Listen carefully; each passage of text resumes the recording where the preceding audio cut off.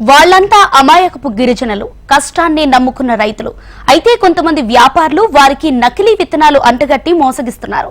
2 రకాల బ్రాండ్లను దుకాణం విక్రయానికి పెట్టి తక్కువ ధరలో ఉన్నాయని చెప్పి నకిలీ విత్తనాలను అమాయకపు గిరిజన రైతులకు కట్టబెట్టేస్తున్నారు. ఉమ్మడి విజయనగరం ఏజెన్సీలో యథేచ్ఛగా నకిలీ విత్తనాల విక్రయాలపై కథనం. ఇది ఉమ్మడి విజయనగరం జిల్లా సాలూరు ప్రాంతం. పాచిపెంట, మక్కువ, సాలూరు మండలాల్లో ఎక్కువగా గిరిజన గ్రామాలున్నాయి. ఇక్కడి గిరిజనులు మొక్కజొన్న, పత్తి వంటి పంటలు సాగు చేస్తున్నారు. ఇందుకోసం ఇంటిళ్లపాది పొలంలో పంటలను పండించి జీవిస్తున్నారు.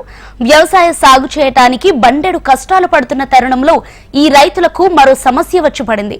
తాజాగా నకిలీ పత్తి, మొక్కజొన్న విత్తనాలు ఈ రైతులను బెంబేలెత్తిస్తున్నాయి.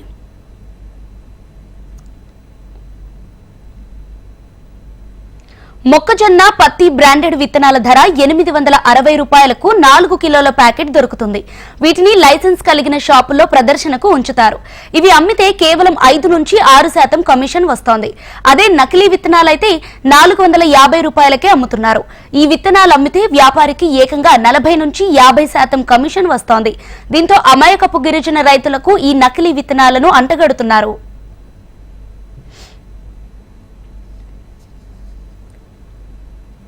కొందరు వ్యాపారులు గ్రామాల్లో బ్రోకర్లను ఏర్పాటు చేసుకుంటూ తమ కమిషన్లో కొంత వారికి ఇస్తూ అమ్మకాలు సాగిస్తున్నారు. సాలూరు పట్టణంలో ఏకంగా ఇళ్లను అద్దెకు తీసుకుని కొందరు అక్రమ వ్యాపారం చేసేస్తున్నారు. ఇటీవలే సాలూరు మండలంలోని శివరాంపురం గ్రామంలో నకిలీ పత్తి, మొక్కజొన్న విత్తనాలు బయటపడ్డాయి. దాదాపు 100 మంది రైతులు విత్తనాలు నాటినా విత్తనం మొలకెత్తకపోవడంతో మోసపోయామని గ్రహించారు రైతులు.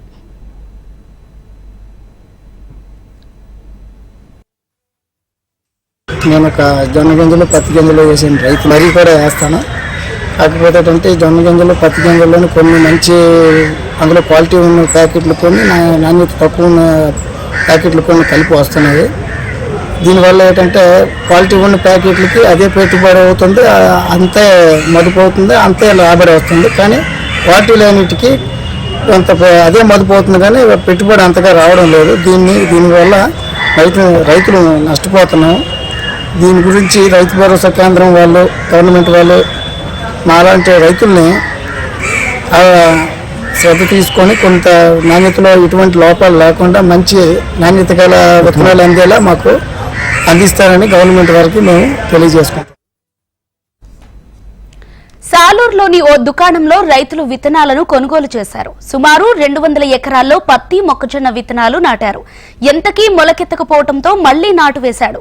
ఇలా రైతు దాదాపు 3 దఫాల విత్తనాలు నాటిన సందర్భాలు ఉన్నాయని రైతు చెబుతున్నాడు. తో పాటు పత్తి విత్తనాలు కూడా నాశరకం చేయడం జరిగింది. ఎంతో మంది ఈ కారణం వల్ల మొలక శాతం తగ్గిందని ఎక్కువ మంది రైతులు బాధపడడం జరుగుతుంది. కాకపోతే ఈ 2 చూసాము, పత్తి విత్తనాలు చూసాము, జొన్న విత్తనాలు కూడా లాస్ రావడం జరిగింది. కాకపోతే ఇప్పుడు ఉన్నది వరి నారులు ఉన్నాయి కాబట్టి వాటిని కూడా మేలైనవి ఎంచుకొని రైతులందరూ మంచి రకాల మంచి విత్తనాలు వేసుకోమని కోరుకుంటున్నాను. విత్తనాలు ఎంపికలో గిరిజన రైతు తికమకపడి దళారుల బారిన పడుతున్నారు. నాటిన మొక్కజొన్న, పత్తి విత్తనాలు మొలవక రైతులకు ఏం చేయాలో పాలుపోవటం లేదు. ఇదేంటని వ్యాపారుల దగ్గరికి వెళ్లి అడిగితే వర్షాలు సరిగా పడకపోవటం వల్ల విత్తనాలు భూమిలోనే కుళ్లిపోవటంతో విత్తనం మొలక ఎత్తకపోవటానికి ఓ కారణం కావచ్చని కాకమ్మ కథ చెబుతున్నారని రైతు ఆవేదన వ్యక్తం చేస్తున్నాడు. పత్తి, వరి ఈ విత్తనాలు కొనుక్కొని మేము పొలాల్లో జొన్న విత్తనాలు నాటి ఉన్నాం.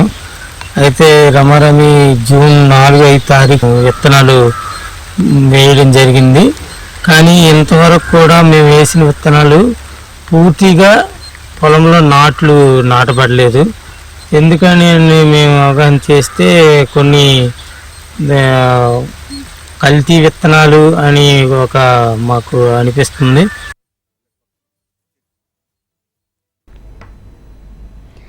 ఏదోలా కష్టపడితే కొంత లాభం వస్తుందని భావించిన గిరిజన రైతులు ఇలా నకిలీ వ్యాపారుల బారిన పడి మోసపోతున్నారు.